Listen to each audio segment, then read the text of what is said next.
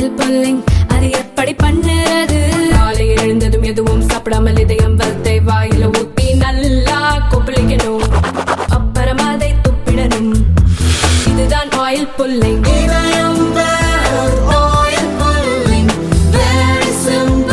Young ID cards have been given. Namaste Yojana has been launched. We are strengthening self-reliance, self-employment by establishing the Defence Industrial Corridor, Atal Tunnel, Sela Tunnel, Sonamang Tunnel. Eliminating left-wing extremism has also begun. Our Bharat is a country of 140 crore people. We have diverse states, diverse regions, diverse languages. Yet as one nation, we have only one identity. We are Bharatiyas, we are Bharatvasis. मैं खाली एक चीज बोलूंगी, आज LOP की speech हम सबने सुनी. हम में से कोई नहीं बोलेगा वो बोरिंग थी, क्योंकि वो हमारे लिए एंटरटेनिंग थी. हमने सुना और हमने सुना ही सुना, क्योंकि हमें लगा कि शायद हम चाइना में हैं, इंडिया में नहीं. पर मैं खाली एक ही चीज पूछना चाहूंगी, जब आप चाइना पे इतना रिसर्च करके आ सकते हैं, थोड़ी सी रिसर्च हमारे भारत पे भी कर लेते तो हम सबका भला होता. मैं लास्ट में सिर्फ इतना ही कहना चाहूंगी कि जिस हिसाब से हमारे ऑनरेबल प्रेसिडेंट ने स्पीच दी, सब लोगों ने सुना. पूरा भारत को आज हमारे प्रेसिडेंट ने बताया कि 10 साल में काम कैसे किया जाता है और किसने करके दिखाया है, और वो आगे भी वैसे ही होगा. धन्यवाद. And again we heard the best speech from our president and a vote of thanks to her for her speech. Thank you. V. Kalanidhi ji. Madam, thank you very much for giving me an opportunity to speak on the motion of thanks of the President's address, Madam. Madam, we all know it is customary that the President, though it is her address, we know it is not her views, and it is the views of the government which has prepared the speech for her. And so whatever comments or criticisms are made, it can be understood that it is not made against the Honorable President, and it is against the government which has prepared this draft for her. I can't hear you. Anyway, let me continue with this. Prime Minister. I'm actually surprised that not many senior ministers are here to listen to what the opposition has to speak about, Madam. This has been the problem, where anytime when the opposition members are raising some issues, neither is it answered nor is it reflected upon. Madam, coming to the speech, Madam, the first point that the President had spoken is about the Constitution, the 75th anniversary of adoption of our Constitution. In that, we are talking so much about the Constitution, but it is sad to note the 17th Parliament and the 18th Parliament has not had a deputy speaker, Madam. Yes. The deputy speaker is a constitutionally provided post, which has to be filled, and this government has, in the first paragraph itself, they have broken the Constitution, where they have made it a shameful thing that you don't even have a confidence in having even one of your allies from either the TDP or the JDU to be made the deputy speaker. So I hope that the government will look into this and make sure that a deputy speaker is appointed for the Lok Sabha, Madam. And the next paragraph, what they're talking about, the Mahakumbh. Everybody is talking about the Mahakumbh, which happens once in 144 years.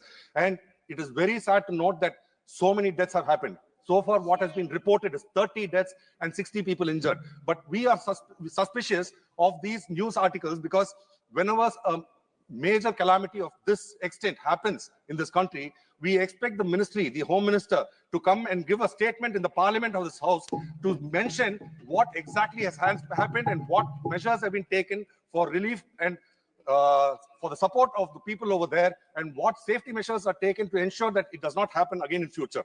I actually am sad that this government has not bothered about, though they claim themselves to be a Hindutva party, they do not care about the people who have died over there. And then the next point they are talking about is housing for all, Madam. When they're talking about housing for all, the government says that the government, union government, is providing funds for the housing for all. But actually, if you look into the amount of money which is being sanctioned, most of the amount which is being sanctioned is from the state governments, Madam. The state governments are the ones which are doing it. And if you note, the amount which is being allocated for the funds are not being utilized, because only in states, in southern states or developed states, where these funds are fully utilized, and most of the other states are not utilizing it, and these funds are going totally wasted, madam. And the government is also talking so much about trains, the Vande Bharat, and so many other trains that this government has launched. Earlier in my speech, I had spoken when I was talking about Chandrayaan. I was talking about we can always boast saying that we are the first nation to land at the south pole of the moon. But you have to take into account that development of a nation is not based only on one particular event. So you also have to see how many accidents are happening in these trains, madam. You see in the news of late, every month there is some kind of an incident where there is a derailment or there is a collision with losing so many lives. And the government has been mum about that. And usually in the earlier years, we have found that when some major calamity happens, the concerned minister takes responsibility for it and steps down. But here, we are not even bothered about the loss of lives, and we continue as if nothing has happened, though hundreds of people lose their lives. We are expecting, like when we are comparing ourselves with developed nations like Japan, they are running something called as a bullet train, where they have been doing it for several decades, and not a single instance of a fatality or not even a minor crash has ever happened. I hope the country would be able to achieve something like that so that we can call ourselves a developed nation, madam.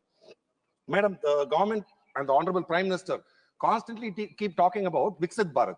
I really would like to understand what they mean by saying Viksit Bharat, because the moment you say a developed nation, the criteria, the economic criteria for that is that you have to have a per capita income of $15,000, madam. $15,000 is the target set for calling yourself. Though China has about $6,500, still it is not considered as a developed nation. We are in a sad, paltry amount of $2,500 is our per capita income right now. And the government has said that we are going to achieve a target of $5 trillion in 2030. Even if you do achieve $5 trillion, your per capita income will only be $3,250, madam. So when you are talking about this, I cannot understand how you can say that we are working towards a Viksit Bharat. The main problem, what we are facing now, is our Honorable Prime Minister has always been saying, make in India. When you say make in India, you only can become a manufacturing hub, madam. The present requirement for the whole world is to think in your own country, to be able to think and come out with some kind of intellectual properties. If you look at the largest companies which are performing, madam, hardly 5 minutes, madam. Madam, if you are looking at what amount of development and growth happens in developed nations, it is not because they are making it in India. If you look at the developed nations, most of the manufacturing has been exported to other countries like China, Indonesia, India, Vietnam. But those people are working on things like Facebook, Instagram, Twitter, which generates a lot more revenue. So I hope the country will focus on developing artificial intelligence and making sure that you will be able to achieve heights of growth in the terms of about 15% or 20%, madam. Unless you do that, we can never ever dream of becoming a developed India nation in the next 100 years also. Madam, the other thing is, our Honorable Chief Minister has brought out a book called Antiquity of Iron. This is translated to in Tamil, Irumbin Tonmai. This pushes the Iron Age back to 3450 BC, madam. Madam, I am surprised that the Honorable Prime Minister has not even mentioned this in any of his Twitter accounts, or not the President's address. It's not been taken account. Madam, this is something which is not a proud moment for Tamils alone, madam. It is a proud moment for the whole of India, and it is to say that the Iron Age started in India. It started from India, from Tamil Nadu. And if you had mentioned that, it is something where archaeologists world over are looking at us with awe, madam. They are so shocked that our technology, 3450 BC, where we could smelt iron, and this is not being appreciated and acknowledged by the Honorable Prime Minister, is very sad. And I hope that the government passes a resolution over here congratulating the archaeologists and all the people who are involved in getting this happening, madam. Madam, if you are looking at the China and India, the economy in China has an economy of almost $18 trillion or more, madam. We are still struggling to achieve $5 trillion.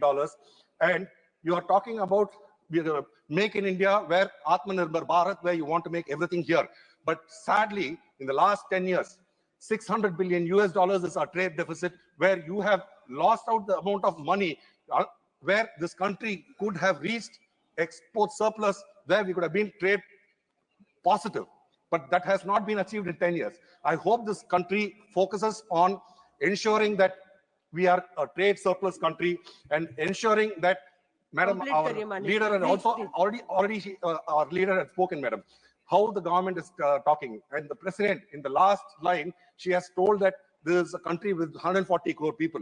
But the government is not behaving such way, Madam. Madam, the government has ensured that the minorities, the Dalits, and the other communities are all oppressed, where you are treating as though India is consisting only of a country of 60 Please crores, complete and kariye, you are Manik. neglecting Please. all of them. And I'm hoping that you will be able to rectify that, because if you are talking about the Islamic community, 20 crore people, when you talk about bulldozers, you are pushing them into a brink where you are inciting their emotions, which is not healthy for this nation. I hope they will stop with this, Madam. Thank you very much.